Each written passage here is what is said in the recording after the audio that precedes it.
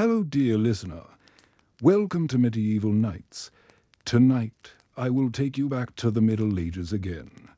But this time not to thatched cottages. You will fall into a world weighed down by iron. And yet, put aside the glittering knights, shining shields, and endless feasts that movies have polished up. The truth is, being a medieval knight isn't about gold. It's about weight, debt, wounds, fear, and not knowing if you'll make it through the night. If you were a knight in the Middle Ages, could you survive? Carry that question with you. If this journey does you good, if it helps you fall asleep.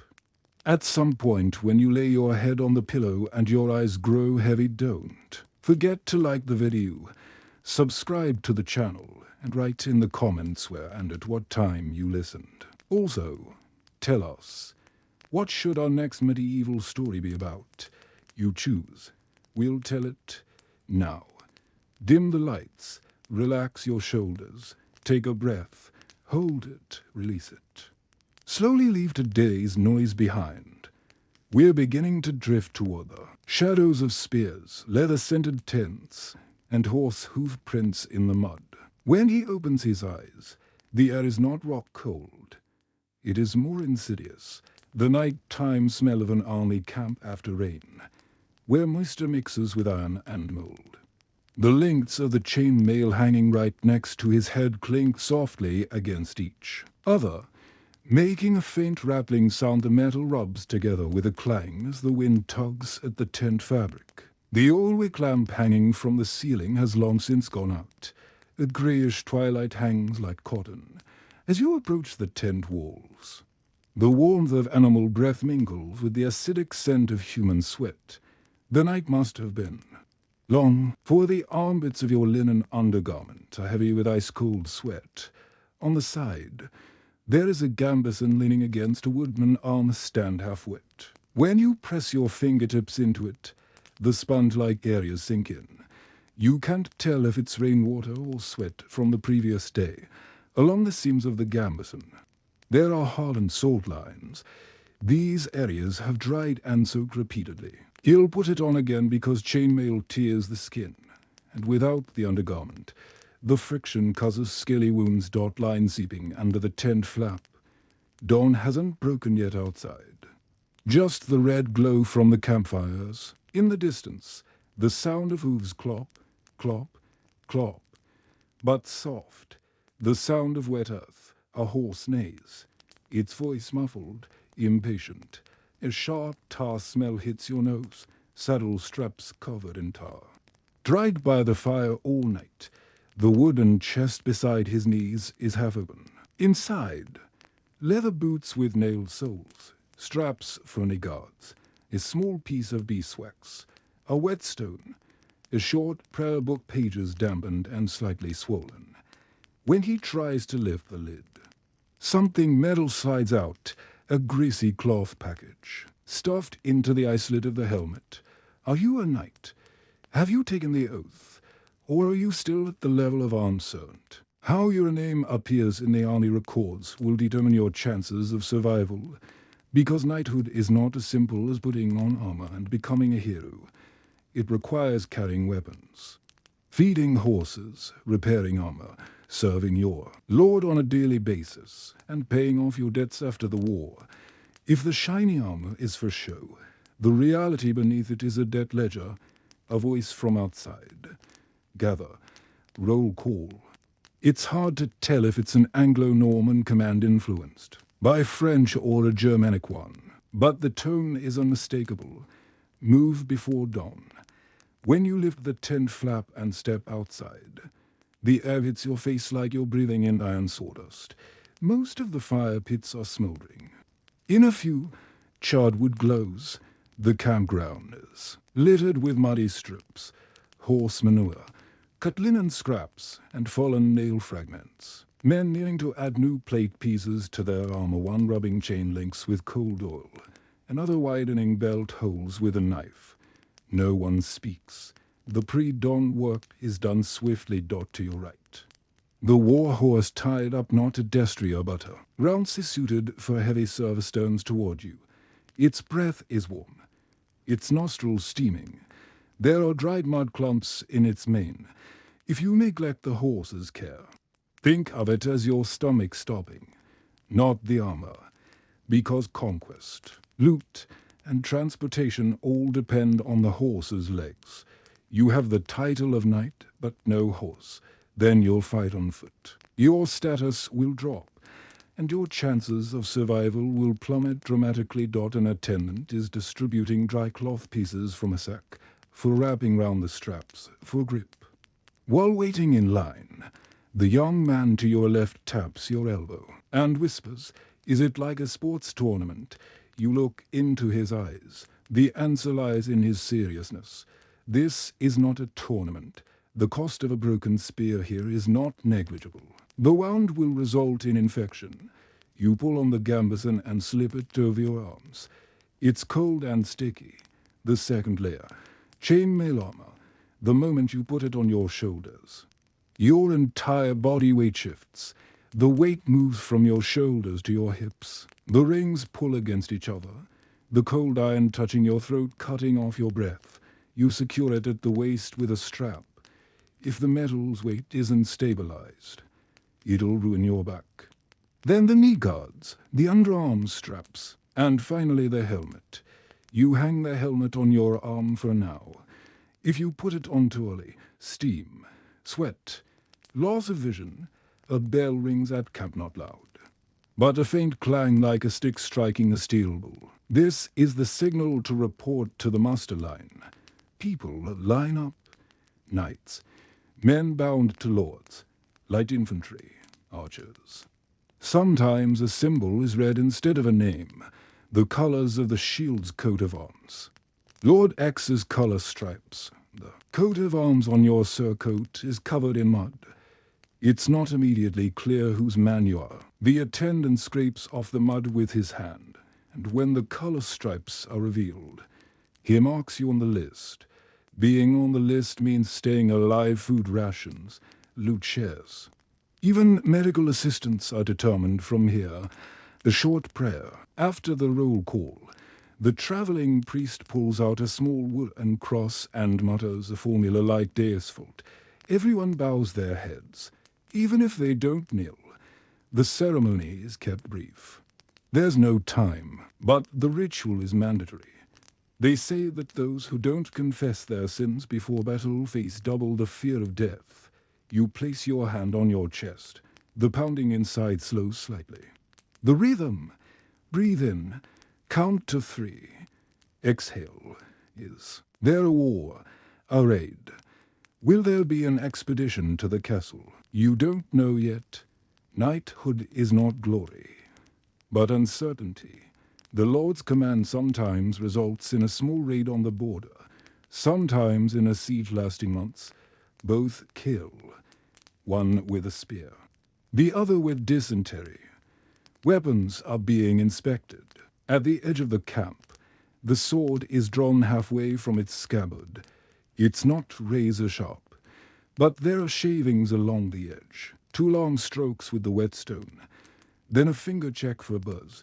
The handle is wrapped in leather. The spot where you melted beeswax last night to keep it from loosening in sweat is still sticky. Spear tips are soaking in oily water in a wooden barrel to delay rusting. Meal ration distribution, a quarter ration of thick barley bread, salted beef strips, diluted beer. If you have knightly status, you have a chance to get extra fat. But now the line is long. Your stomach is growling. The man in front of you splits his ration into and hides the smaller piece between his boots, perhaps to give to his horse later. A knight's survival sometimes depends more on stock management than on the sword. As dawn approaches, the camp is packing up. Leather straps are pulled tight, tent pegs loosened, pack animals tied up. A messenger rides by quickly on horseback, the color of the Lord's coat of arms on his cloak, white stripes on red. The order, move to the northern border. This means rain-soaked swamp roads, cold winds, and possible conflict. A brief wave of oh no washes over you. The WTF feeling hits you here. Last night you were shivering in the sleepless mud, and today you'll be heading into the swamp in armor, perhaps losing blood in a battle whose song will never be sung. When you put on your helmet, the world is muffled by the sound barrier. Your breath echoes in the inner void, through the eye slit. You watch the camp gather from the copper strip. Behind you, the horse neighs. The armor chains press against the back of your neck. The shoulder strap tightens round your ribcage. If this tightness threatens to cause panic, count your breaths. 1, 2, release. 3, 4, release. If you don't, hyperventilation inside the helmet will turn into a cough. You emerge onto the muddy ridge road. Spear tips catch the first grey light of dawn ahead of you, silhouettes lined up in the mist. Some fully plated, others half-armored, some with only chainmail, others with leather shields. The painted faces of the shields have been washed away by the rain. The coat of arms patterns are blurred. The noble glow of knighthood here is paint washed away by water and mixed with mud. A corpse lies by the side of the road. It is not new.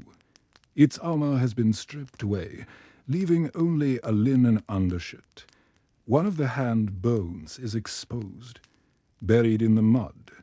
No one knows who he was, but he was once someone's man. He has fallen off the list, been erased from the ration, torn from the story. Knight, infantryman. It doesn't matter. Stories that are not buried cannot become songs, as the caravan moves on.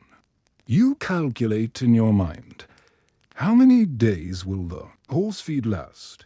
How many times can the gambeson be dried? If one of the chain links breaks, whose forge will repair it? If you are struck down, are you valuable enough for a ransom to be paid? Or will you be left on the battlefield, the bitter truth of being a knight, to survive? You don't just fight attitude, status, relationships, and rituals are also your shield. As the sun draws a silver line on the horizon. The wind shifts direction. Wet metal cools, seeping into your bones, a tightness in your chest. Don't forget to breathe here. Relax your shoulders. Feel your hands on the reins. Notice the weight of your clothes. Feel the sword on your back, the dagger at your waist, the rhythmic steps of your horse carrying you forward. Now close your eyes in your mind. The smoke of campfires behind you. Misty borders ahead. This is only the beginning. A night's night ends here. And the morning begins even heavier. In the next scene, scene 2, you will arrive at the Lord's garrison, renew your oath, and feel the weight of your term of service, debts, loot rules, and the political gravity before the war. For now, breathe in and out. Let the scent of iron, the warmth of the horse's breath, and the heaviness of the mud settle into your mind. If sleep comes, let it come. The story will continue to flow. As the day slowly dawned, a thin mist rose above the village square. The air was cold, the ground damp, and the silence of the morning was broken only by the distant clatter of a few horse hoofs. The villagers, exhausted from the night before, had tried to sleep, some huddled round the oven, others shivering in the corner of the barn. You, however, were still reeling from the shock of yesterday's events. An old villager, alone in his muddy courtyard, was humming as he carried a barrel of water, glancing at you out of the corner of his eye. That look was a mix of fear and warning. Everyone was talking about the strange sounds heard in the forest yesterday, a humming sound resembling a woman's scream. No one knew what it was, but the village's old woman had whispered, "These lands are cursed." Suddenly, the sound of a horn echoed from the distance. Everyone startled. The merchants in the square gathered their belongings. This sound signaled that the Lord's garrison was approaching the village. Something must have happened. Perhaps someone had gone missing in the forest. Or perhaps one of the villagers had broken the rules. Your heart raced. You didn't know why, but you feared that this sound had something to do with you. One of the village youths ran past you, holding an old sword. They found tracks in the forest. He shouted, "The Lord is going to interrogate everyone." This sentence fell on the village like a dark cloud. People suddenly fell silent. It was as if everyone had been burdened with a heavy load and bowed their heads. You felt someone touch your arm firmly. When you turned round, a wrinkled woman was looking at you. "Don't speak," she said in a low voice. "Don't even look at them if they ask. Say you weren't there." The woman's eyes betrayed fear, but also seemed to hide some truth. Then the Lord's men entered the village square, the armored soldiers on horseback, with their iron helmets, looked like ghosts emerging from the mist. Everyone knelt down. You crouched involuntarily, without raising your head. You watched the Lord's horse slowly advance out of the corner of your eye. The Lord himself was not visible. Instead, a commander spoke. "Blood was shed in our forest last night. Someone committed a crime in the restricted hunting area. If you tell us who the culprit is now, your village will be spared. If you do not, everyone will pay the price." The harshness in his voice cut through the air in the square like a sharp knife. No one spoke. A moment of silence. That strange moment when you could hear nothing but the horse's breathing echoed in your ears. The commander shouted again. Who saw it? Just then, one of the village children, not even 10 years old, stepped forward. He pointed his trembling little finger toward the forest. "I saw a dark man," he said. He had a knife in his hand. His eyes were glowing. The fear in the child's voice made the square even colder. The commander listened to the child's words with an indifferent expression and looked into the eyes of the villagers. "A reward will be given to whoever finds the dark man. But if you hide him, you will all burn." The soldiers began searching the village. Doors were broken down. Barns were ransacked. At that moment, the sky was covered by an even darker cloud. The wind blew as if it wanted to overturn everything. For a moment, you heard a distant moan. It was coming from the edge of the forest. The sound was both human and animal-like. It roused curiosity and fear within you. A few more villagers looked in the same direction.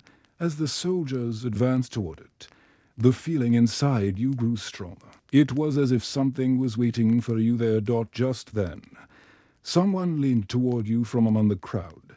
It was a young villager. His eyes were filled with panic. "Don't go into the forest," he said. "No one returns from there alone. My brother went last month and never came back. Those who return have empty eyes and speak as if they were someone else." The Lord's men returned a short while later, their hands empty. The commander stood before the crowd. "There is a secret hidden in this village," he said. "If this secret is not revealed, by morning this place will burn like hell." This sentence froze everyone's blood. You felt more helpless than ever before. The people around you were trembling. Some had even started crying. You heard a woman whisper, "God, what will happen?" That night, no one in the village could sleep peacefully. You couldn't sleep either. The howling wind passing through the roof sounded like the breath of that cursed man in the forest. At midnight, you saw a shadow. It quickly passed in front of the window of the house. You couldn't move from fear. You asked yourself, what is really in the forest? Why is this village so afraid? What if that dark man finds me too? The moonlight shone dimly into the room. The shadows danced. It was as if each one wanted to tell you something, but couldn't speak. There was an indescribable mixture of fear and curiosity inside you. When morning came, you saw the Lord's soldiers had set up camp around the village. There was no escape. You wanted to go into the forest, but your steps grew heavy. The old woman of the village looked at you again. Her eyes were lifeless. "Sometimes," she said, "you must confront your fear to escape it. Otherwise, it will enslave you." Those words echoed in your mind. They felt like a sign. The only thing you could do now was step into the darkness of the forest. A cold wind whistles through the village's stone streets. The fog from the night before has not yet dissipated. Even the first rays of morning cannot pierce the grey veil. Slaves with chains on their hands stare at each other with sleepless eyes. As they trudge along, an old woman stands silently leaning against the doorframe of one of the stone-walled houses, her hands clasped together, trembling. Seeing their plight, her eyes fill with tears, but she cannot speak. In the Middle Ages, the voices of the weak are rarely heard. Fear has long since replaced justice. The soldier at the head of the caravan shouts in a harsh, authoritative voice, "Keep moving. We must reach the castle before dawn." The metallic clang of chains rubbing against each other echoes like a bell piercing the silence. One of them, perhaps the youngest, gazes helplessly at the long road ahead. He searches for a shred of hope, but in this age, hope is usually found only in fairy tales. For a moment, a large group of people catches his eye by the roadside. Farmers, merchants, and a few mercenaries. They hold rough wooden cups, trying to warm themselves with a hot drink in the early morning hours. When they see the slave caravan, silence falls. Some avert their gaze. Others stare curiously at the chained people. One whispers in a low voice, "These must be new captives. I heard they were gathered from villages in the north." Another adds, "Being a slave in this day and age, it's worse than death, especially if you fall into the hands of the lords." One of the soldiers gives them a sharp, piercing glance. The moment their eyes meet, silence reigns once more. No one dares to speak too much in front of the soldiers, for a single word, a single glance, could end with a lash of the whip. As the caravan continues on its way, a small child from the village secretly looks at a chained slave. He has a half-eaten piece of bread in his hand. The child tries to offer the bread to him, but his mother quickly pulls his arm and takes the bread.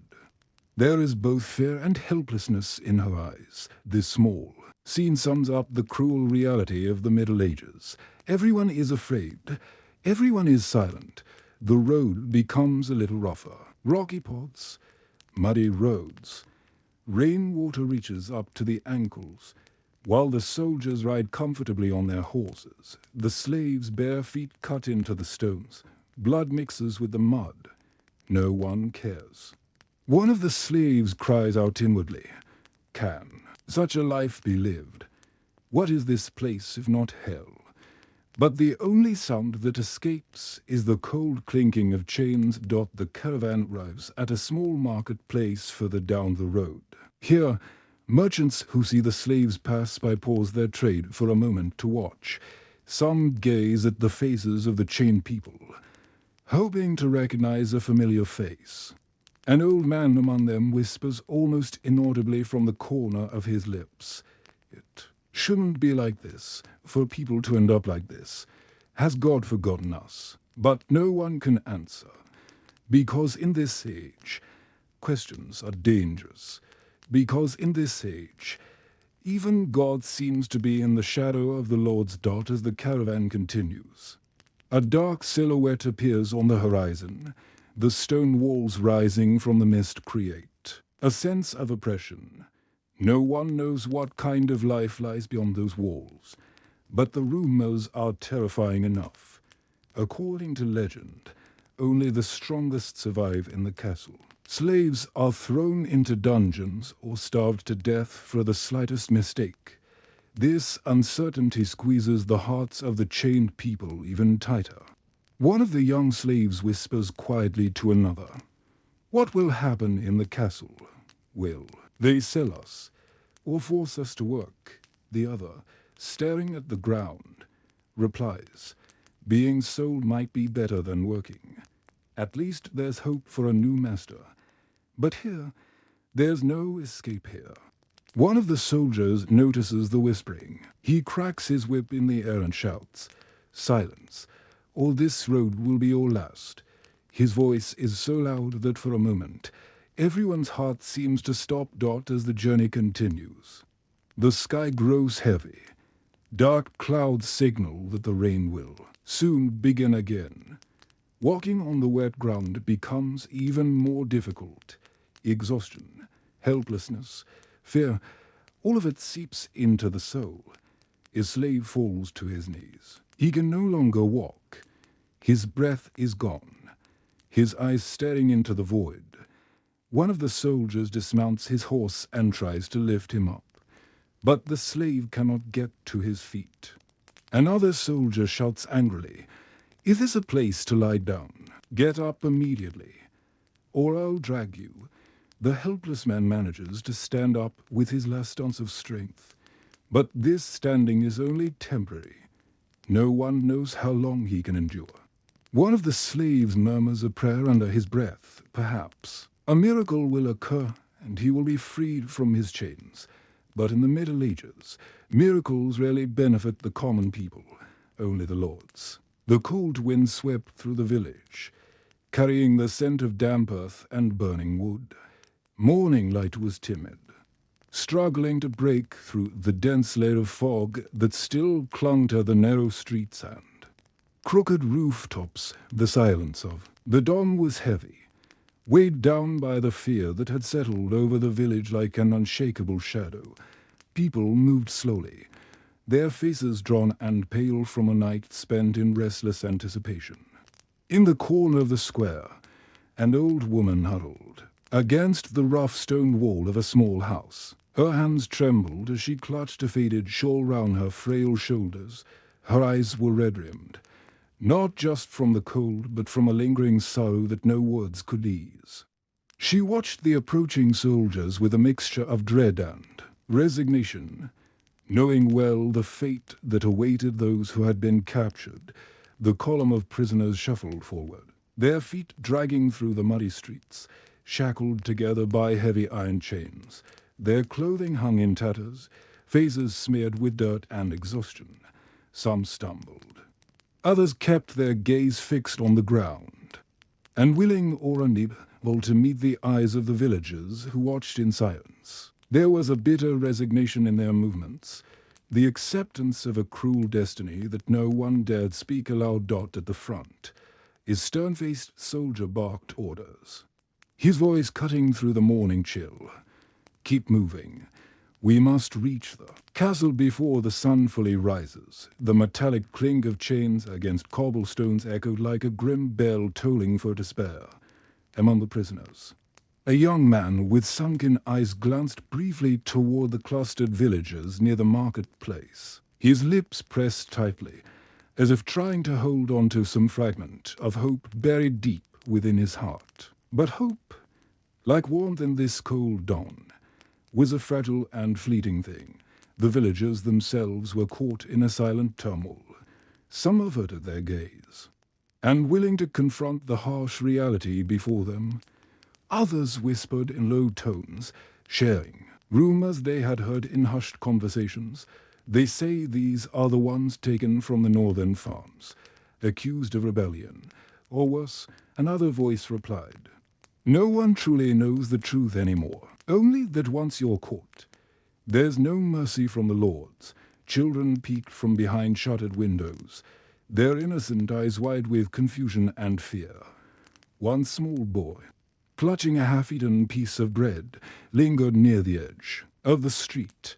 He reached out timidly toward a chained prisoner, but his mother's hand was quick to pull him back, her face a mask of worry and helplessness. The prisoner caught the boy's glance for a fleeting moment, and in that brief connection, something unspoken passed between them, a silent promise, or perhaps just a shared understanding of the cruelty that bound them all. As the column moved on, the path grew steeper and the mud deeper.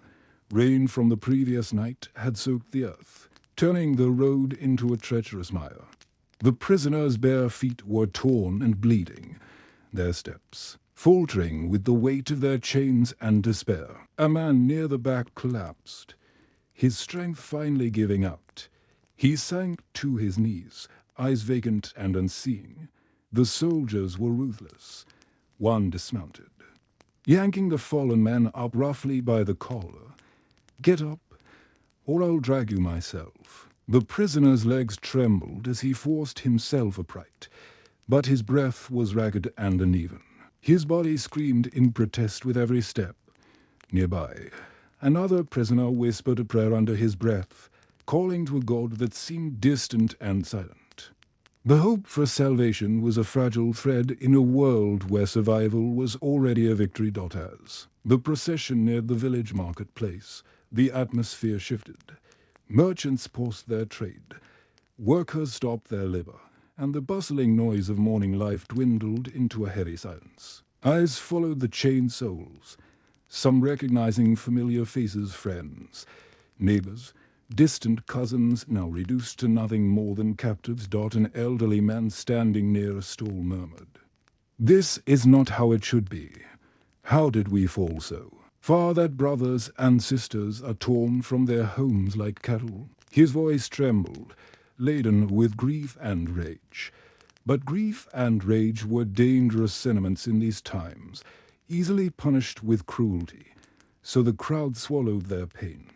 Nodding in somber agreement, yet saying nothing more, the looming silhouette of the castle walls finally came into view, their dark stone surfaces swallowing the weak morning light. The gates, massive and imposing, stood like a barrier between freedom and the unknown horrors within. No one who entered the castle ever returned unchanged, and the tales that emerged were whispered like ghost stories, tales of brutality, despair, and endless servitude. Among the prisoners, a young woman clutched the arm of the man beside her. Her eyes were fierce despite the dirt and exhaustion that marked her face. "What awaits us behind those walls?" she whispered, voice barely audible. "Will we be sold, forced to labor, or worse?" The man's reply was a grim shake of his head. "Any fate here is better than the silence outside," he said softly. "At least inside the walls, there is a chance, even if small." Suddenly, one of the soldiers raised his voice, breaking the fragile hope. Silence. He shouted, "No more talk. Save your breath if you want to keep your lives." His whip cracked in the air, a sharp reminder of the power they held. The prisoners fell silent once again, their spirits beaten down, but not yet broken. The sky darkened further as storm clouds gathered, promising rain that would turn the already treacherous path into a quagmire. The wind picked up, carrying with it the distant rumble of thunder. Nature itself seemed to mourn the plight of these souls. One prisoner, a middle-aged man with deep scars across his hands, stared upward and murmured, "God above, why have you forsaken us? Or have you turned your face away from this cursed land?" A woman nearby answered quietly, "Perhaps the gods have their own fears here, fears of the lords and their iron fists." The procession moved forward, each step a testament to endurance and the will to survive. Behind the walls of the castle, the fate of these prisoners would be sealed, their lives forever changed in ways no one dared imagine. But for now, in this moment suspended between hope and despair, the village held its breath, watching as the prisoners disappeared behind the looming gates into a darkness from which few would ever emerge. The forest lay heavy and silent, a thick blanket of fog weaving between ancient trees that seemed to lean in close as if whispering secrets only they could hear.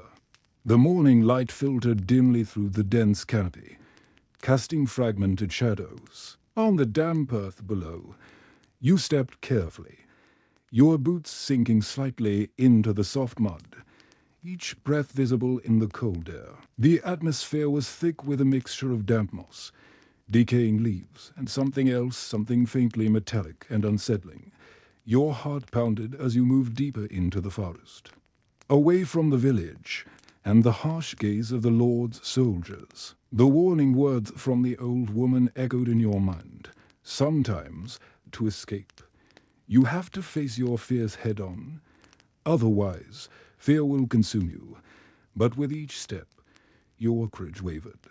The wood seemed endless, twisted in its pots, and the weight of what had happened yesterday sat heavily on your shoulders. Suddenly, a low growl broke the silence, soft yet chilling, like the warning growl of a beast protecting its territory. You froze, every muscle tensed, eyes scanning the shadowy trees.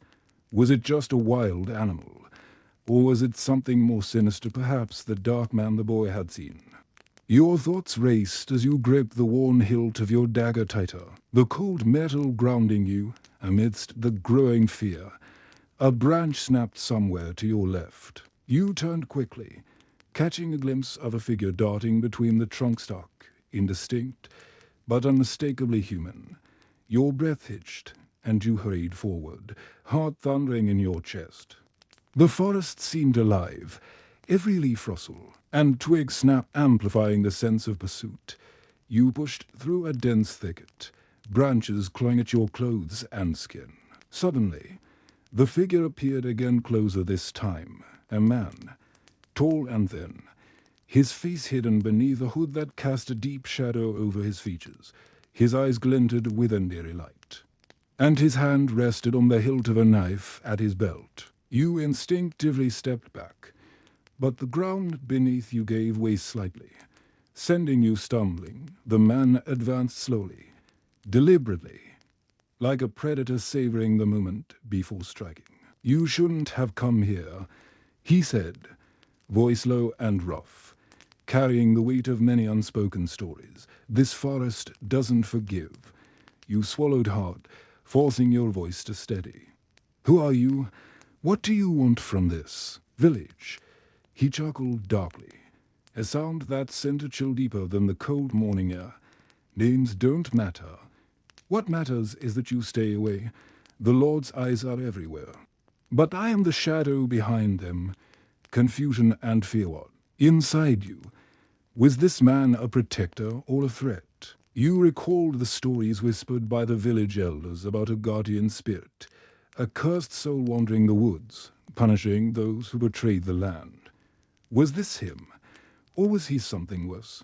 Before you could respond, the sharp crack of a crossbow bolt sliced through the air, embedding itself in the bark just inches from your head. You dove to the side, heart racing, as more bolts whistled past. Figures emerged from the fog, armed men clad in dark leather armor, their faces grim and determined. "Get him," one shouted. "Don't let him slip away." The man with the hood snarled and darted into the underbrush. You hesitated for a heartbeat before sprinting after him, driven by a mix of fear and a desperate need to understand. Branches lashed your face and arms as you pushed forward, lungs burning. But the pursuers were gaining. Suddenly, the ground beneath you twisted into a steep incline, and you tumbled down a shallow ravine, skidding against rocks and dirt before coming to a painful stop. Your head spun, and your vision blurred, but you forced yourself up. The sounds of pursuit were closer now. You scrambled toward a cluster of large boulders, hoping to find cover. As you crouched behind one, the hooded man appeared, panting but uninjured. He looked at you with a strange mixture of contempt and curiosity. "You're stubborn," he said, "maybe more than I expected. Why are you here? Why haunt this forest?" You demanded, struggling to keep your voice steady. He leaned closer, eyes piercing through the gloom. "Because this place is cursed, because the Lord's greed has poisoned everything, and because I am the last to remember what this land once was." Before you could ask more, footsteps thundered nearby. Another group of soldiers rounded the bend, their torches casting long shadows. The man hissed, "Go, now." You didn't hesitate, sprinting past him. You dodged between trees, branches tearing at your clothes. your breath ragged. The forest seemed to close behind you as the shouts grew distant. Panting, you finally reached the edge of a small clearing bathed in weak sunlight. Your legs trembled from exhaustion and adrenaline. For a moment, you dared to hope you had escaped. But the woods had more secrets to reveal. The wind shifted, carrying a faint, mournful melody, a voice singing a haunting lullaby in a language you didn't recognize. You turned, heart pounding anew. There, on a fallen log, sat a figure cloaked in white, their face hidden beneath a veil of long, tangled hair. "Who are you?" You whispered. The figure slowly lifted a pale hand and pointed toward the dark forest. "They've forgotten us," the voice said, soft as the breeze, "but the forest remembers." You felt the weight of her words settle deep inside you. The forest was alive with memories of pain, betrayal, and a lingering hope that refused to die. As you prepared to follow her guidance, a sudden snap behind you made you whirl round. The hooded man had returned, a grim smile on his lips. "Ready to learn the truth?" he asked. You nodded, the cold forest air biting into your skin, the distant cries of the village fading behind you. Whatever lay ahead, there was no turning back now. The dawn was barely breaking when the first light crept through the thick canopy of the forest. The cold morning air was heavy with mist, and the ground beneath was still damp from last night's rain. You could hear the soft rustling of leaves, the distant cawing of ravens, and the occasional snap of a twig underfoot. The forest felt alive, but in a way that was both beautiful and deeply unsettling. You had been walking for hours, your feet sore and your muscles aching, yet the weight pressing on your heart was far heavier than the physical exhaustion. Every step deeper into the woods felt like a descent into a world you didn't belong to, a place where shadows whispered secrets you weren't meant to hear. Memories from the village clung to your mind, the frightened faces, the sharp orders barked by the Lord's men, the tension that turned every friendly smile into a suspicious glance. You remembered the old woman's words, her eyes glassy with something that looked like fear but also defiance. "Sometimes, to be free, you have to walk straight into the darkness." Those words echoed in your thoughts, steady and relentless. As you pushed forward, the forest thickened. Ancient trees, their gnarled branches twisting like claws, towered above you. Moss-covered stones and roots tangled underfoot made the path treacherous. The sun's rays barely filtered through the dense foliage, casting everything in a muted green shadow. It was a world apart, forgotten by time, ruled by silence and secrets. Suddenly, a faint sound reached your ears. At first, you thought it was just the wind playing tricks, but then it became clearer. A soft, rhythmic tapping, like footsteps moving carefully but deliberately. You froze, heart pounding.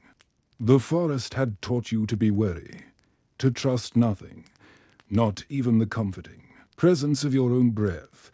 You crouched low behind a mossy log and peered through the underbrush. There, moving with the grace of a shadow, was a figure dressed in dark, worn clothes. The person carried no visible weapons, but their eyes gleamed with sharp intelligence and quiet determination. For a moment, your eyes met, and you both held your breath. "Who are you?" you whispered, your voice trembling despite yourself. The stranger didn't answer immediately. Instead, they stepped closer into the faint light, revealing a face marked by hardship, sharp cheekbones, sunken eyes, and a faint scar tracing along the jawline. There was something familiar about them, something that stirred a long-buried memory. "I could ask you the same," they finally said, their voice low but steady. "This forest isn't safe for strangers." You swallowed hard, trying to steady your nerves. "I'm looking for answers." You said simply, "About the village, about the man with the knife, about what's happening." The stranger nodded slowly, as if confirming a suspicion. You're not the only one. But answers come at a price. Before you could respond, a sudden rustle erupted nearby. Both of you spun round. Eyes scanning the shadows, a group of figures emerged from the trees, armed men, faces obscured by dirt and hoods, moving like predators. The tension in the air thickened instantly. Run, the stranger hissed, grabbing your arm with surprising strength. There was no time to hesitate. You bolted through the underbrush. Branches whipping against your face, roots threatening to trip you at every step. Behind you, the heavy footfalls of your pursuers grew louder. Your lungs burned. Your legs screamed. But you pushed on, driven by sheer will. The forest seemed endless, but you caught a glimpse of a narrow ravine ahead, its jagged rocks plunging down into darkness. Without thinking, you veered toward it. Jump, the stranger shouted. With no other option, you leapt across the gap, barely catching the edge on the other side. The stranger followed, rolling to break the fall. Behind you, the pursuers halted, snarling in frustration, but unwilling to risk the dangerous leap. You lay there for a moment, heart hammering, before the stranger helped you to your feet. "We need to move," they said urgently. "This is far from over." As you caught your breath, you glanced at your companion. "Why are they after us? What's going on?" The stranger's gaze hardened. "Because the Lord fears the truth. Because in these woods, old secrets lie buried. Secrets that could topple kingdoms." They motioned for you to follow as you navigated the steep incline away from the ravine. Every step was a careful balance between hope and dread. The forest, once an ominous maze, now felt like a fragile sanctuary. Hours passed. The sun climbed higher, burning away the morning mist and illuminating the path ahead. Eventually, you reached a small clearing. In the center stood a fire pit surrounded by makeshift benches. A group of people waited, faces young and old, hardened by years of struggle but glowing with fierce resilience. The stranger approached them, and you recognized some from your village. Faces you thought you'd never see outside the confines of fear and submission. Here, among the trees, they looked different, free, if only for a moment. One of them, an older man with a thick beard and piercing eyes, stood. You brought the newcomer. He said, voice rough but welcoming. The stranger nodded. "They want the truth." A murmur passed through the group.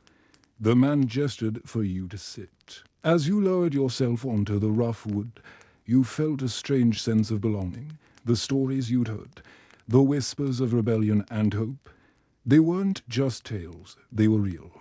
The man began to speak. "This forest is our home now, our refuge from the Lord's cruelty. But even here, we're hunted. The man with the knife you speak of, he's more than a shadow. He's a symbol of everything we fight against." You listened, heart pounding, as the stories unfolded. Tales of betrayal, of lost kin, of battles fought in the dark. You realized the fight wasn't just for survival, but for something greater. Freedom. As the sun dipped below the horizon, casting long shadows across the clearing, you understood one thing clearly. Your journey had only just begun. The forest held its secrets tightly, but you were determined to uncover them. No matter the cost. The cold wind blew sharply through the broken wooden shutters of the village houses, carrying with it the scent of damp earth and smoldering fires. The early morning light was reluctant to break through the heavy clouds that clung to the horizon. Like a dark, suffocating veil, the villagers, still shaken from the recent events, moved quietly through the muddy streets, their faces etched with worry and exhaustion. No one dared to speak too loudly. Every glance was laden with unspoken fear. You stood at the edge of the square, wrapped tightly in your cloak, eyes scanning the crowd. The Lord's soldiers had left just hours ago, but their presence lingered like a shadow, thick and oppressive. Whispers of suspicion, betrayal, and secrets circulated in hushed tones. People avoided your gaze, and you felt the weight of their judgment pressing down on your chest. The old woman who had warned you before caught your eye again. Her face was pale, her eyes rimmed with red, but there was something steely about her now. She approached slowly, leaning on her crooked cane, and whispered, "The forest has awakened. Whatever you do, do not go back there alone. There are things that hunger, and they do not forget." You swallowed hard, the chill in your throat matching the chill in your bones. Memories of the dark shapes, the strange sounds. The feeling of being watched returned vividly. But you knew you could not stay here. Not with the soldiers searching. Not with the village on the brink of despair. Not as the villagers resumed their tasks repairing broken fences. Tending to livestock. Preparing whatever meager food they had. Your mind raced. Every decision seemed to carry unbearable consequences. You thought of the boy who had pointed at the dark man in the forest, eyes wide with terror. What if he was telling the truth? What if the danger was far greater than anyone realized? A sudden shout broke the uneasy silence.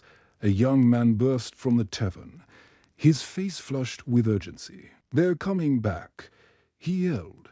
"The Lord's men. They have reinforcements. They say this village will answer for what happened in the woods." Panic rippled through the crowd. Mothers gathered their children. Men grabbed whatever weapons they could find, mostly farming tools, and prepared for what seemed inevitable. You clenched your fists, feeling the knot of fear and determination tighten inside.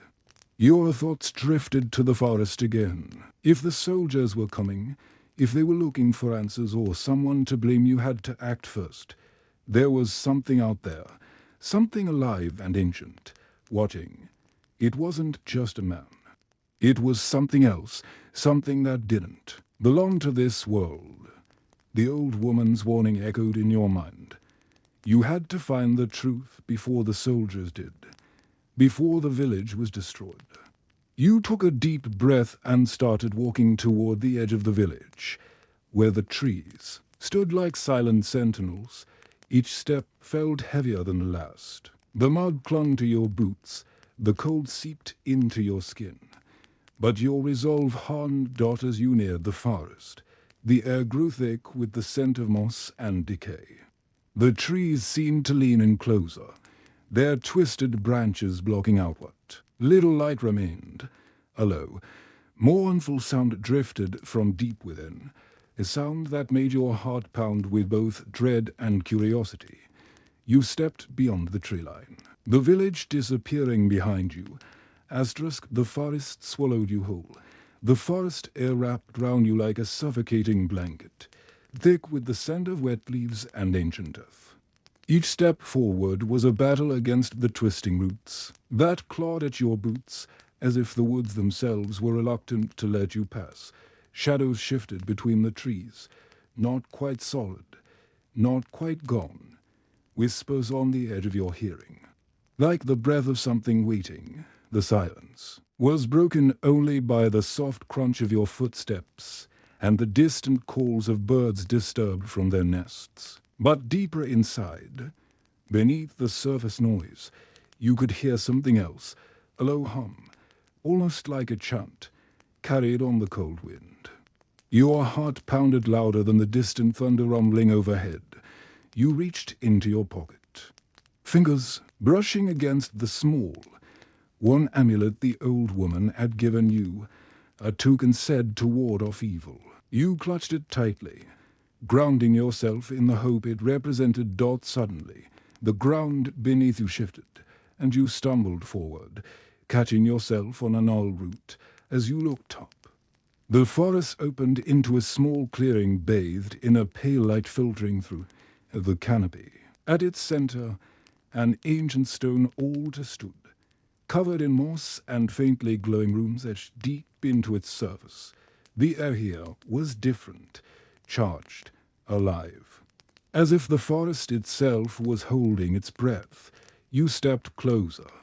Your fingers, tracing the carvings, they pulsed faintly, a rhythm like a heartbeat, sending a strange warmth through your veins despite the chill. A sound behind you made you spin round. Breath catching in your throat, a figure emerged from the shadows, tall, cloaked, face hidden beneath a hood. The stranger's voice was soft but firm. You shouldn't be here. You swallowed your fear, steadying your voice. I need to know what's happening. The village is in danger. The figure hesitated, then lowered the hood, revealing eyes that gleamed with a strange light. Not quite human, yet not entirely otherworldly. There is a balance, the stranger said. One that has been broken. The forest remembers, and it demands retribution.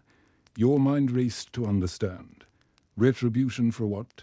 For the blood spilled, for the promises broken.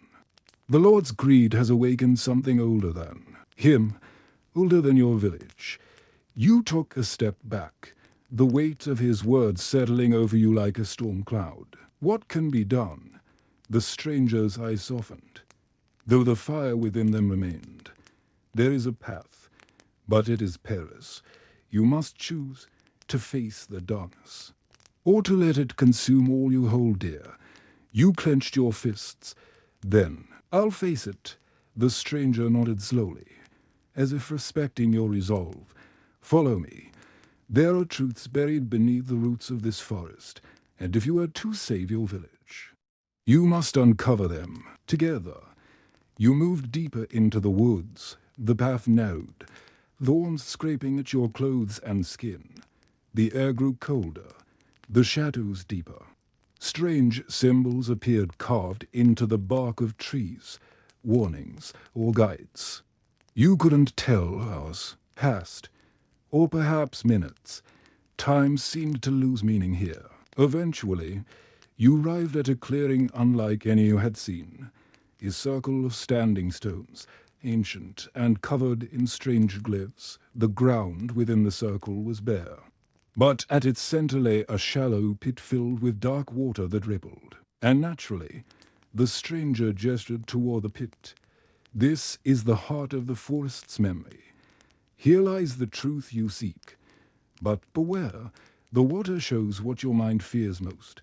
You hesitated, then stepped forward, staring into the black. Surface images began to swirl. Visions of your village in flames, of faces twisted in pain and fear, of the Lord standing triumphant over the ruins. Then, something else, a shadowed figure reaching out. Calling your name, you recoiled, gasping for breath. What is this? The forest's warning. It reflects your fears, but also your destiny. You cannot run from either. You swallowed hard, steeling your nerves. Then what must I do? The stranger's gaze was unwavering. You must find the source of the corruption, the root of the Lord's power.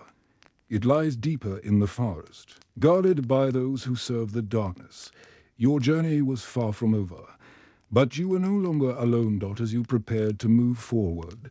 The wind shifted, carrying with it a low, eerie whisper that seemed to come from the very trees themselves. The price of truth is blood. The forest seemed to close in round you as you pressed onward, the heavy canopy blotting out the sun and leaving the world in a permanent twilight. Every step echoed with the crack of twigs beneath your boots, the distant cries of unseen creatures, stirring unease in your chest.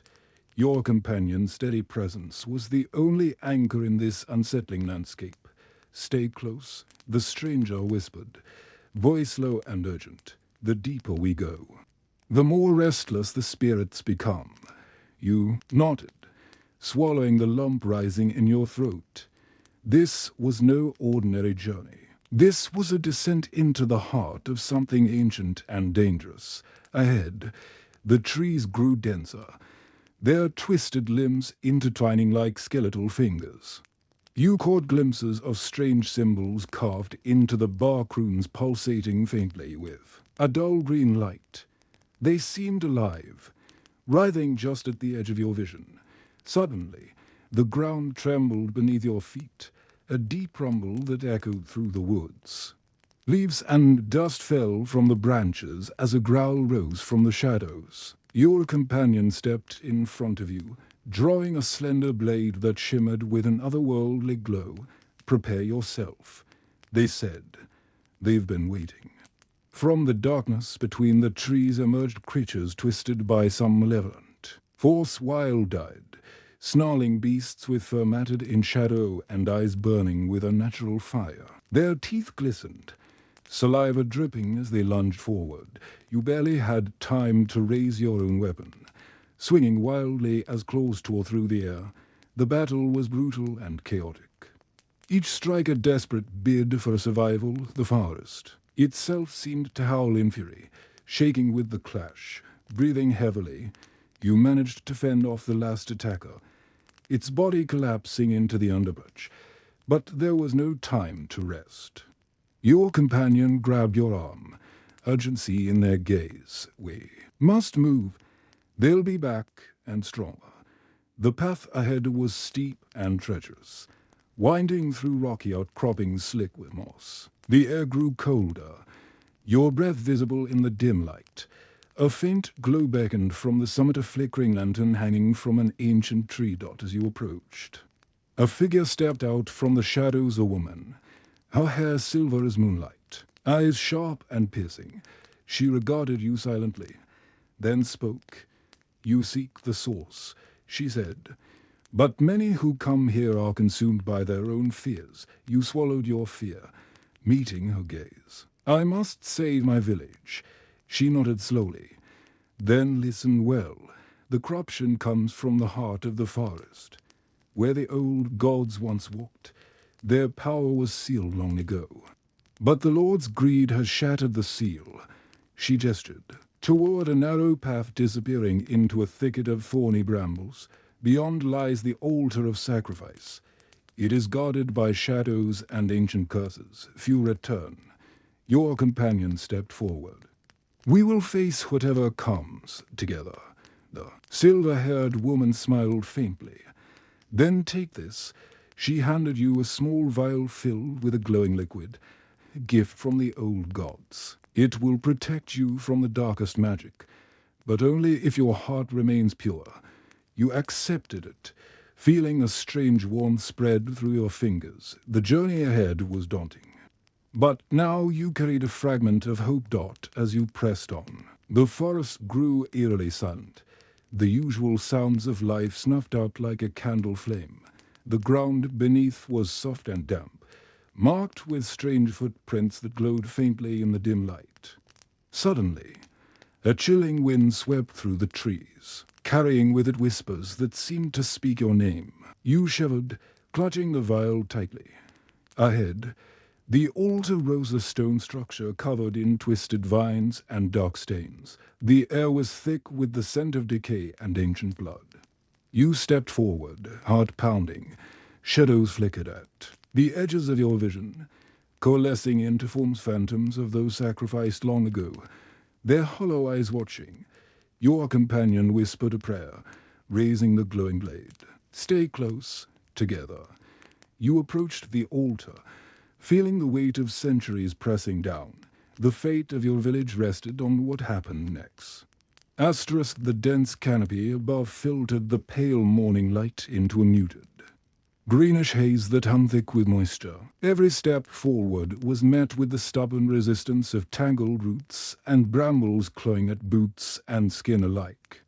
The air was heavy, not just with the scent of wet earth and decaying leaves, but with an unspoken tension that gripped every soul. Moving deeper into the forest's heart, you moved carefully, senses stretched taut.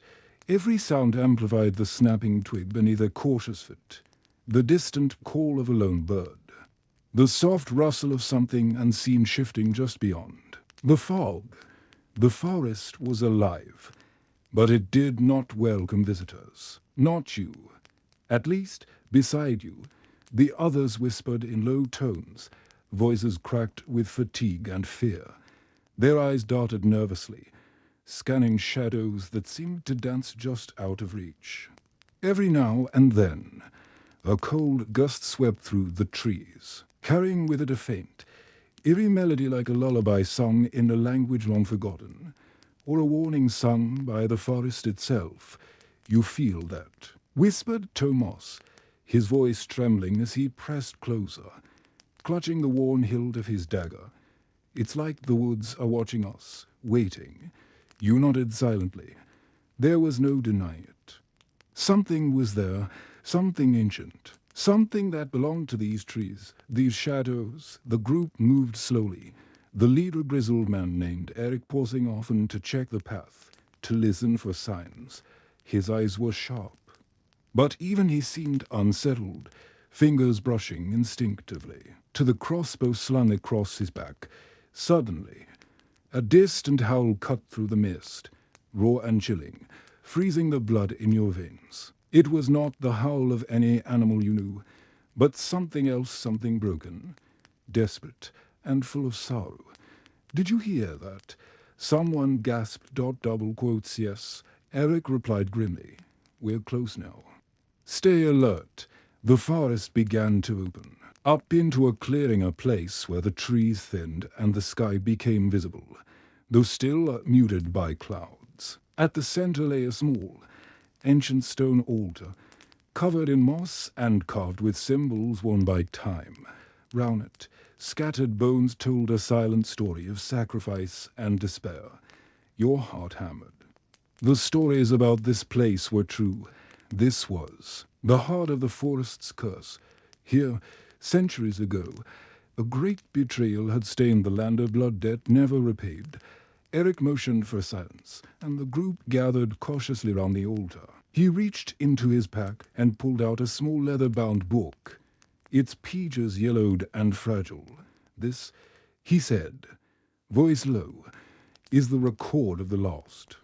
It tells of a darkness that took root here, a darkness born from greed, envy, and cruelty. It tells of a man, once a protector of the land, who turned to forbidden magic to save his family. But his power corrupted him, and in his madness, he cursed this forest, binding his own soul to the trees, to the soil. You felt a chill run down your spine. The words echoed in your mind like a dreadful prophecy. Was this the dark figure the village feared, the one whose eyes glowed with unnatural light, the one whose name had become a whispered curse? Eric closed the book with a snap and looked round. We're here to find him, to end the curse, to bring peace to the village. But be warned, the forest does not give up its secrets easily. As the group prepared to move deeper into the clearing, you caught a flicker of movement, a shadow slipping between the trees at the edge of your vision. You turned sharply, heart racing, but saw nothing. Did you see that? You asked, voice barely above a whisper. Tomas shook his head. Just the wind. But you knew better. The forest was alive with eyes.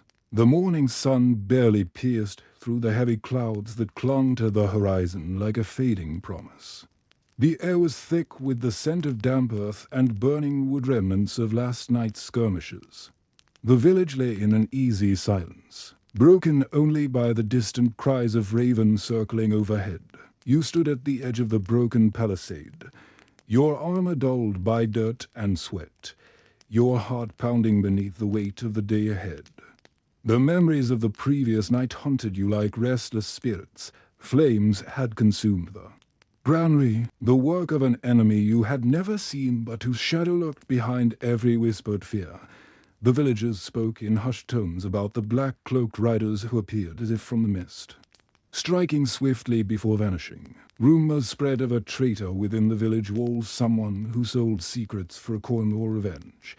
You clenched your fists, feeling the bite of cold metal against your skin. As a knight, sworn to protect and serve, the responsibility felt heavier than ever. Survival was no longer just about skill in battle or loyalty to your lord. It was about trust, who deserved it, who betrayed it, and how to navigate the treacherous web between. Footsteps approached from behind. You turned to Caesar Elric. the grizzled veteran who had taken you under his wing. His face was scarred and weathered, eyes sharp despite the years. "We need to move," he said grimly. "The Lord's court awaits your report. There's talk of a council, and you'll be called to answer questions." You nodded. Steeling yourself, walking through the village streets, you noticed the wary glances cast your way. Some greeted you with silent respect. Others avoided eye contact altogether. Fear had woven itself into the fabric of daily life here. At the castle gates, soldiers, on watch lower the drawbridge, their expressions hard as they took in your approach. Inside the great hall, torches flickered against stone walls etched with heraldry and faded banners, a stark reminder of the glory this place once held. Lords and knights gathered. Voices low but tense. The Lord himself sat at the head of the long table, a man whose age had not diminished his presence. His eyes bore into you as you stepped forward. "Speak," he commanded. You recounted the events as best you could, the attack, the suspicion, the uneasy peace that followed. Whispers rippled through the hall. Accusations hung in the air like smoke. Suddenly, Lady Mirabelle rose, her voice steady yet icy. "We cannot afford weakness," she declared. "If there is a traitor, we must root them out before more blood is spilled." The room fell silent. Every gaze now a potential dagger aimed at your back. Outside, the sky darkened.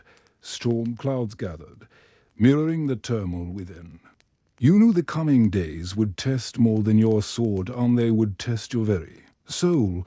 The hall's heavy silence was shattered by the sharp clatter of armored boots as a messenger hurried in, breathless and grim-faced. "My lord," he gasped, "there's news from the northern watchtowers. A large band of raiders is approaching, faster than expected." A collective murmur rose among the lords and knights.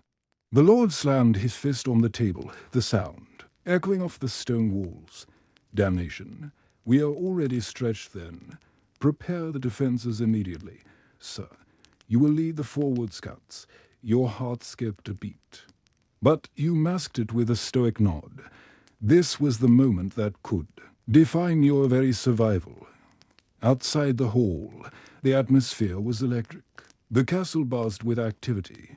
Blacksmiths hammering new weapons, stable hands urging horses into frenzied readiness, archers stringing their bows. The air smelled of sweat, steel, and the unmistakable tension of impending battle. So Aldrich clapped you on the shoulder. "This is no time for hesitation. Trust your instincts, and remember, the men look to you now." You mounted your horse, feeling the familiar, comforting weight of your sword at your side. The sky above roared as thunder rolled closer, a storm, mirroring the chaos to come. The scouting party rode out swiftly, the muddy roads slick beneath your horse's hoofs. You scanned the horizon, eyes sharp for any sign of movement. Hours passed, tension mounting with every breath. Finally, on a ridge overlooking a narrow valley, the campfires of the raiders flickered like sinister stars. You counted over 100. Figures, rough men, armed and ready. You signaled to your men to hold position. This was a fight you could not afford to lose, as you strategized. A figure emerged from the shadows, a scout from your party, face pale with fear. "They've brought siege weapons," he whispered. Your mind raced. This was no mere raid. It was an assault designed to break the castle's defenses. You sent word back to the castle, urging reinforcements, then turned to your men. "We hold. Here, we do not let them pass. Not today." The battle that followed was brutal. Arrows darkened the sky, steel clashed against steel, and the cries of wounded men pierced the storm's howl. You fought with every ounce of strength, your armor stained with blood and mud. Hours later, as the first light of dawn bled into the sky, the raiders finally retreated. Their forces broken but not destroyed. Exhausted, you returned to the castle, wounds burning and spirit battered but unbroken. The Lord awaited you, eyes grave. You held the line. he said quietly. But this is only the beginning. The true war is yet to come. You knew he was right. The path ahead was dark, fraught with danger and betrayal.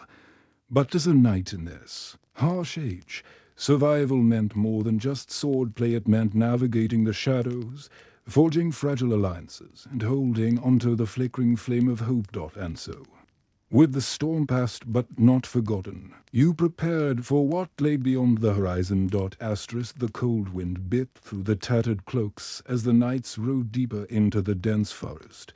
Shadows stretched long, and the thick canopy swallowed what little light the moon provided. Each creak of leather and clank of armor echoed eerily in the silence. You tightened your grip on the reins, heart pounding not just from the chill, but from the weight of what lay ahead. Stories whispered round village fires spoke of bandits, of curses and restless spirits haunting these woods. Yet none could match the dread you felt tonight. Suddenly, a rustle from the underbrush. The horses snorted nervously. Ahead, a dark figure emerged, tall, cloaked, with eyes glinting like cold steel. Time seemed to slow as you reached for your sword. Who goes there? Your commander's voice cut through the tension, sharp and commanding. No answer came, only silence, thick and heavy. Then, without warning, the figure moved with unnatural speed, vanishing into the shadows as if swallowed by the night itself. A shiver ran down your spine. This was no ordinary foe. The knights regrouped, unease settling like a stone in your stomach. To survive here, you'd need more than courage. You'd need to understand the darkness lurking not just round you, but within this forsaken land. The dawn broke slowly over the horizon, casting a pale light that barely pierced the heavy fog clinging to the forest floor.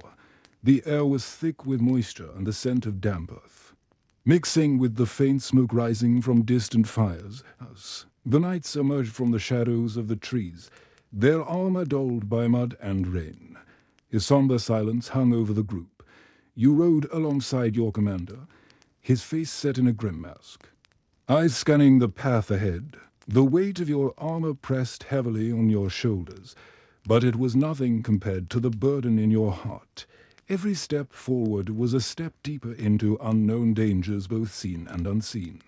The village they sought lay just beyond the next ridge, whispered to be a stronghold of the enemy's forces. Yet as you approached, the landscape shifted. The ruins of burnt homes, collapsed fences, and shattered cots told a story of recent battle and despair.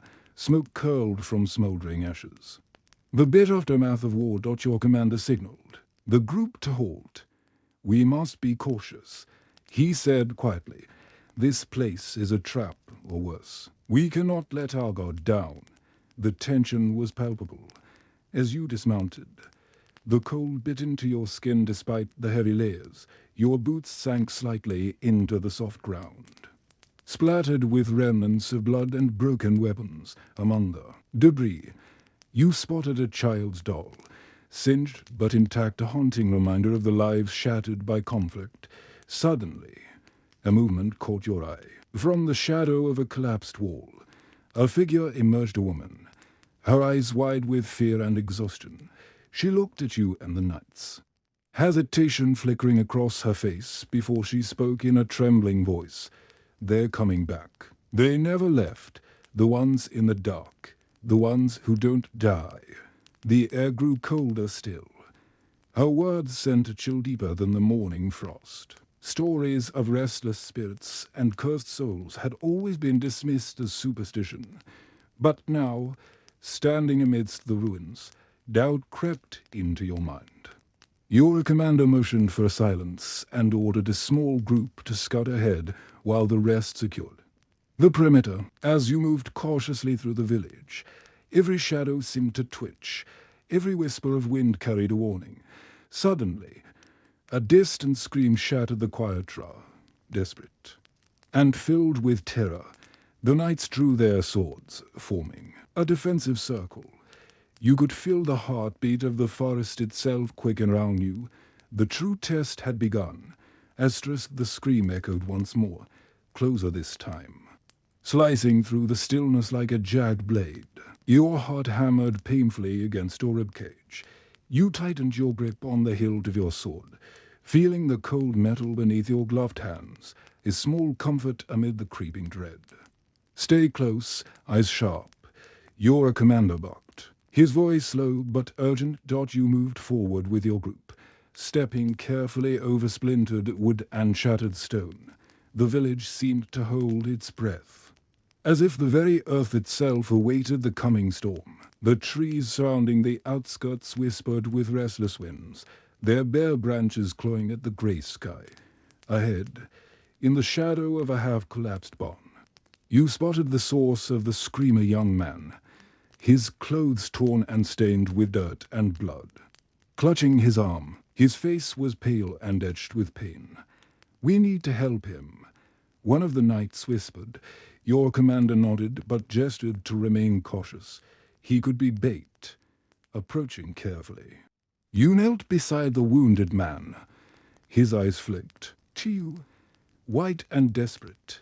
They're out there," he gasped. "The dead. They don't rest. They hunt in the night. We tried to fight, but..." A cold shiver ran down your spine. Tales of undead warriors and restless spirits were whispered in hushed tones round campfires, often dismissed as superstition or desperate stories told to frightened children. But now, faced with this man's terror, you weren't so sure. "Where are they?" your commander demanded. The man pointed shakily toward the forest line. "They come from there, the old graveyard. We thought it was safe, but it's cursed."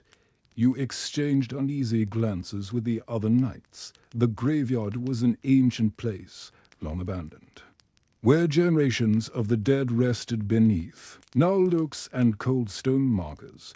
Many believed the land was tainted, that the souls buried there were restless. Your commander made a decision. "We need to secure the village and investigate the graveyard.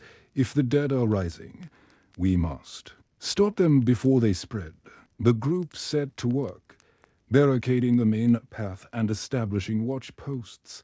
As night fell, the temperature dropped further, and an unnatural fog began to seep in.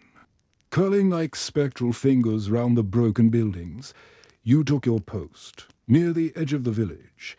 Eyes scanning the darkness, the forest beyond seemed to breathe with a life of its own, shadows twisting and writhing unnaturally. The distant hoot of an owl was suddenly silenced, replaced by an eerie stillness that pressed against your mind. Hours passed in tense silence, broken only by the crackle of the fire and the occasional murmur among the nights. Then, just as the moon slipped behind a cloud, a low, guttural growl rumbled through the trees. Your heart leapt. "They're here." Suddenly, figures emerged from the fog, hulking shapes, movements jerky and unnatural. Their eyes glowed faintly, empty sockets, filled with malevolence. Their skin was pale and mottled, torn in places to reveal bone beneath. The UND-AD. Your commander shouted orders as swords were drawn and shields raised. The battle was fierce, brutal. The creatures moved with terrible strength, driven by a hunger beyond death. Each swing of your blade was met with resistance, a clash of steel and bone echoing in the cold night air. Despite the horror, you fought with all your might. The thought of survival, of returning home, propelled you forward. Round you, knights fell, some swallowed by the darkness, others crushed beneath the relentless assault. Blood mingled with mud and ash as the fight dragged on. You lost count of time, lost in the chaos of clashing weapons and unearthly snarls. Every strike was a desperate gamble, every breath a victory. When dawn finally broke, the creatures withdrew, melting back into the fog and forest. The village was battered and broken, but still standing. The surviving knights gathered, exhausted and shaken. Your commander looked to you, eyes heavy but resolute. "This is only the beginning. If we are to survive, we must uncover the source of this curse and end it. Our lives and the fate of this land depend on it." Asterisk, the commander sneered. Your stories mean nothing. You defy the Lord's law. You bring chaos. Before he could order your arrest, the ground trembled. A low rumble shook the village, and the forest seemed to press closer. From within the trees came a primal roar, terrifying and undeniable. Villagers scattered in panic as shadows shifted, revealing shapes not entirely human. Eyes gleamed, teeth snapped, and fear filled the air. You stood firm. This was no longer just survival. It was facing ancient forces shaping your fate, the line between man and myth-blood. The village's fragile peace shattered. Your journey, the fight for life, had truly begun. The dawn broke cold and grey, casting long shadows over the battered village. The remnants of last night's chaos lingered in the air, the scent of smoke, fear, and blood. The villagers were silent, eyes hollow, their movements slow and hesitant. The encounter with the unknown had shattered the fragile veil of normalcy they had clung to. You stood among them, heart pounding, muscles tense. The primal roar from the forest was not just a distant memory. It was a warning etched deep into your bones. The forest was no longer a backdrop. It was a living, breathing threat. The commander approached, his face a mask of grim determination. We cannot linger here, he said. The Lord demands order. Our duty is to restore it, by any means necessary. You nodded, understanding the weight of his words. There was no room for doubt or hesitation. The road ahead was darkened. Treacherous. As the caravan prepared to move, whispers spread among the villagers, tales of creatures that walked between worlds, of curses that fell upon those who dared defy the Lord's will. Old women clutched amulets, men sharpened blades, children hid in shadows. You glanced at the faces round you, seeing fear, resolve, and a flicker of hope in this harsh world. Hope was a fragile flame, easily extinguished. The journey resumed, the caravan winding through twisted paths and dense woods. Every rustle, every shadow seemed alive with menace. The weight of chains and memories pulled at your spirit. Hours turned to days. The landscape shifted from fertile fields to barren rocks. The sun beat down mercilessly. Then rain pelted like arrows. Hunger gnawed, and exhaustion clouded minds. At night, the campfires flickered with stories, legends of knights who defied fate, of battles fought with honor, and of lives lost in the pursuit of freedom. You listened, letting the tales fill. The silence, a bomb against despair. One evening, as the sky burned crimson, the commander called you aside. There's a fortress ahead, he said, voice low. Not just any fortress, the Lord's stronghold. This is where your fate will be decided. Your heart tightened. The moment you feared was near. The place where chains could be broken or tightened forever. The next morning, the caravan approached towering walls, dark and foreboding. Guards eyed you with suspicion and cruelty. The gates creaked open, swallowing you into shadow. Inside, the air was thick with oppression. The halls echoed with the clang of iron and whispered prayers from mercy. You saw men broken by toil, of women stripped of hope, children lost to the Lord's greed. Yet, beneath the despair, sparks of rebellion glimmered, secret glances, coded words, hidden knives, the undercurrent of resistance. You realized survival here required more than strength. It demanded cunning, courage, and alliances forged in shadows. Days passed in a blur of labor and watchful eyes. You learned the fortress's rhythms, the guards' patrols, the Lord's whims, the hidden passages. At night, whispers came from the depths. A plan was forming, a chance to reclaim dignity, to fight back. Your role was uncertain but vital. The choice was stark: submit and survive, or rise and risk everything. The fortress was not just a prison. It was a crucible where destinies would be forged in fire and blood. and you were ready to face it. The days inside the fortress stretched on endlessly, each moment blowing into the next with exhausting monotony. The cold stone walls seemed to close in, trapping not just bodies but spirits too. The clang of iron tools on rough stone, the gruff orders barked from shadowed corners, and the muffled sobs of those who had lost hope filled the air like a relentless storm. You learned quickly, survival here wasn't about brute strength alone. It required observation, patience, and a keen understanding of the fragile power dynamics at play. Every glance between prisoners, every whispered conversation, every guarded movement carried meaning. The lords ruled not just with weapons, but with fear, suspicion, and carefully cultivated mistrust. One evening, as the sun dipped behind the ramparts, casting long, sinister shadows, you found yourself seated near a fire with a small group of men and women. Among them was an older knight, his armor battered and worn, but his eyes sharp and alive. His name was Sir Eamon, and though his voice was low, it carried the weight of authority. "We were brought here as broken souls," he said, staring into the flickering flames. "But some of us still carry the fire of freedom, of justice. This place, it is not the end, but the beginning of our fight." His words stirred something deep within you.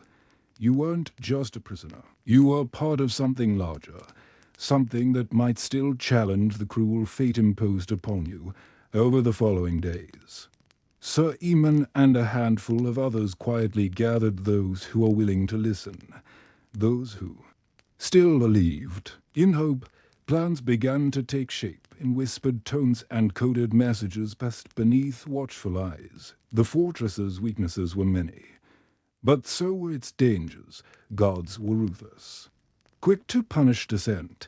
Spies lurked everywhere, and trust was a scarce commodity.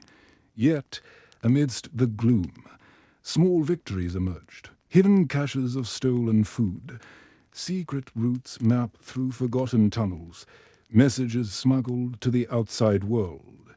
You found yourself drawn into this secret web. Your every decision a delicate balance between risk and reward. To survive meant to be cautious. To resist meant to be bold. One night, a crucial meeting was held deep within the bowels of the fortress. The air was thick with tension and hope. The plan was audacious, a coordinated uprising to seize control of the army, disable the gates, and send a message to the Lord that his grip was not unbreakable. Your heart pounded as you listened, the weight of responsibility settling heavy on your shoulders. This was no longer just about survival. It was about reclaiming dignity, about defying the chains that bound you. But such plans came with a price. Betrayal lurked like a shadow, ready to strike at the first sign of weakness. The days that followed were a tense dance of preparation and deception. Gods were watched, schedules memorized, alliances tested. Every step was a gamble. Then, the night of the uprising arrived. The fortress was cloaked in darkness. The only light the flickering torches held by conspirators moving silently. Through hidden corridors, a signal was given, a sharp, sudden noise that shattered the night's stillness. Chaos erupted. Shouts echoed through stone halls as prisoners surged forward, weapons in hand. The clash of steel rang out, the roar of defiance shaking the very foundations. You fought with every ounce of strength and courage, the adrenaline burning. Away fear. The moment was brutal, raw, and unforgiving. Amidst the chaos, you caught glimpses of old allies fallen and new enemies rising. The fate of many hung in the balance. But for the first time in what felt like an eternity, the chains felt less like shackles and more like the first step toward freedom. As dawn approached, the uprising faltered, crushed by overwhelming forces. But not without cost. The Lord's guards retook control, punishing the rebels with merciless severity. Yet, the seed of rebellion had been planted. You lay wounded, exhausted, But your spirit remained unbroken. The fight was far from over. In that harsh, unforgiving world. Survival was a battle fought not just with sword and shield, but with hope and defiance. You had faced the crucible and emerged changed, a step closer to the freedom that seemed almost within reach, asterisk as the fortress settled back into its grim routine. The echoes of the failed uprising lingered in the minds of all. Whispers of hope still circulated among the prisoners, even as fear tightened its grip.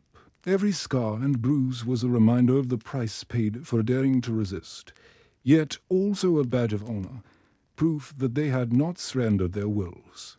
You found yourself reflecting on everything that had happened, the friends lost, the narrow escapes, the moments of courage in the face of overwhelming odds. This place, this prison of stone and sorrow, had changed you.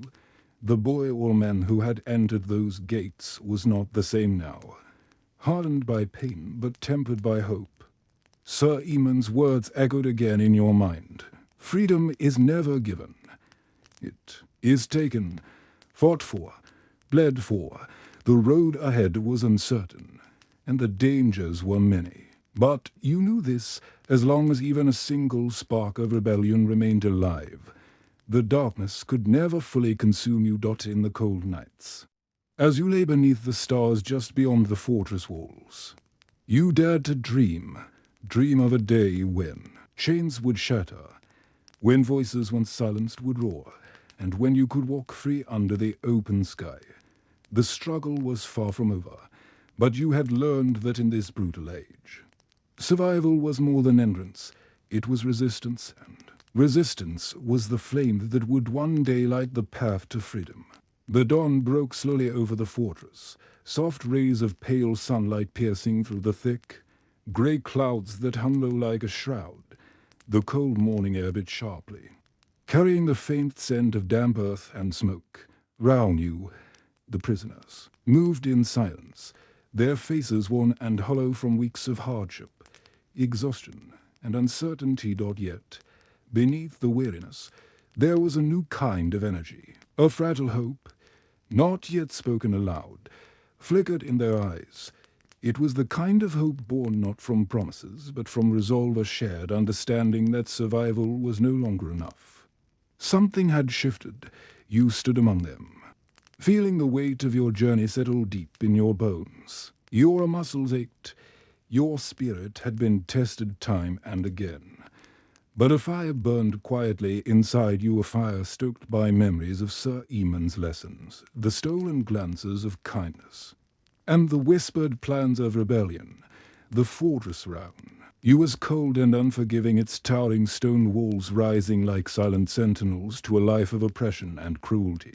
You had come to know its every shadow and crack, the echoes of footsteps in the corridors, the clang of iron gates, the harsh commands barked by gods who took pleasure in their power. But today was different. Today, you were not just prisoners. You were something more.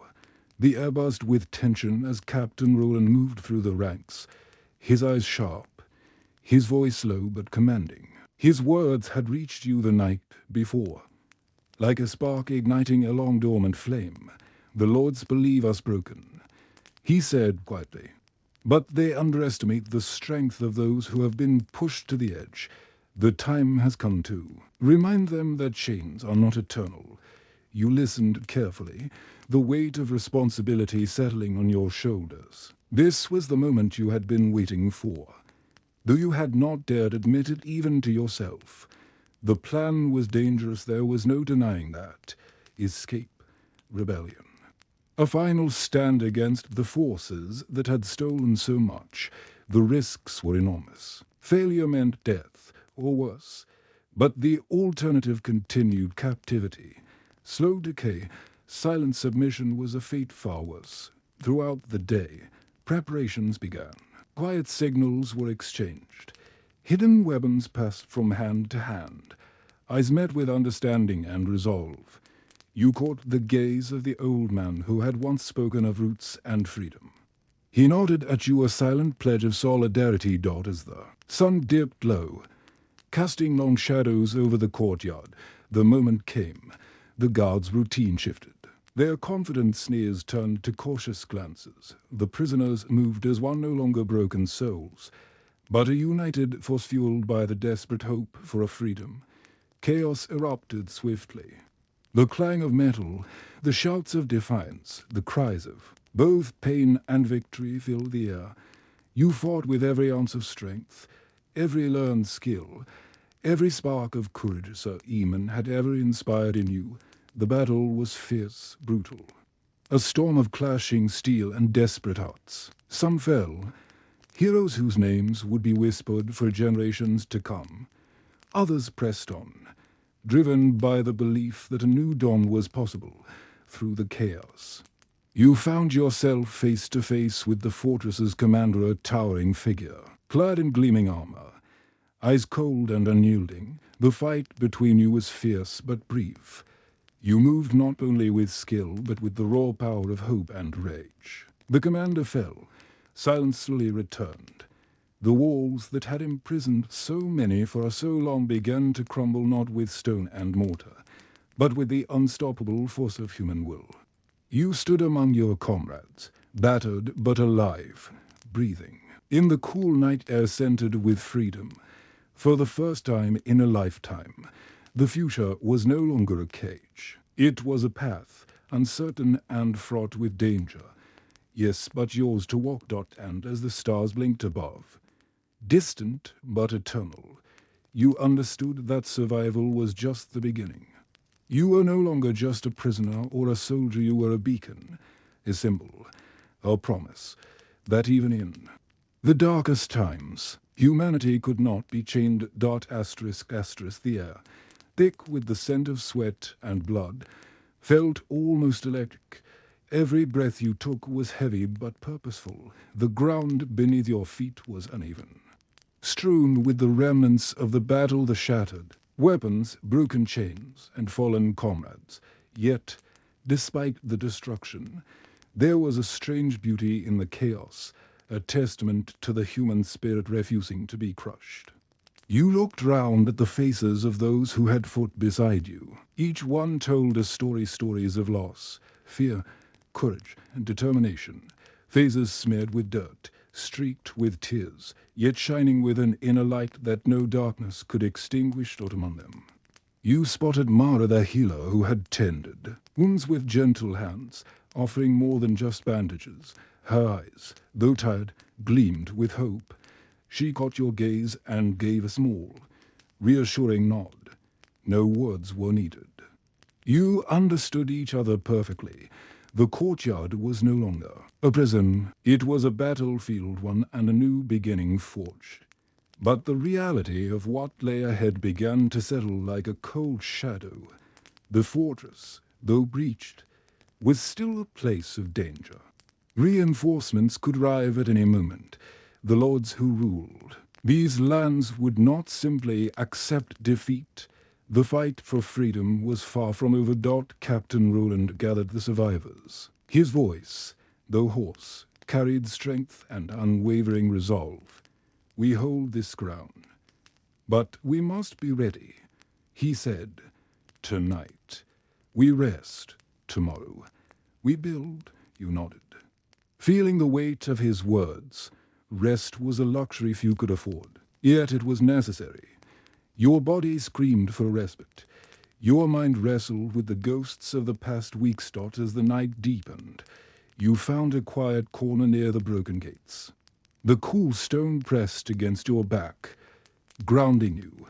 Your fingers traced the scars on your arms, each one a memory, each one a mark of survival. Memories flooded your mind. The harsh lessons of the past months, the faces of those lost, the fleeting moments of kindness amid cruelty. You thought of Sir Eamon, the knight whose wisdom had shaped you. His words echoed, in the darkest of times, a true knight stands, not for glory, but for those who cannot stand for themselves. You realized now that being a knight was more than wearing armor or wielding a sword. It was about embodying hope, justice, and sacrifice. The stars above twinkled faintly. distant, but eternal. You wondered what future awaited beyond the walls of this fortress. Could freedom truly be claimed, or was it merely a fleeting dream? But tonight, for the first time in what felt like forever, you allowed yourself to believe, because survival had given way to something greater. The fight had forged not only warriors, but a family. And as the first light of dawn painted the sky in hues of gold and crimson, you rose, ready to face whatever came next. Because in this new world, you were no longer just a survivor. You were a beacon of hope. Asterisk. The road ahead would be long and fraught with peril. The kingdom beyond these walls was filled with uncertainty, political intrigue, and lingering shadows of oppression. But the spirit that had ignited within these prisoners was unstoppable. Your journey from a chained captive to a leader of a rebellion was not just a story of survival. It was a testament to the resilience of humanity when faced with cruelty and injustice.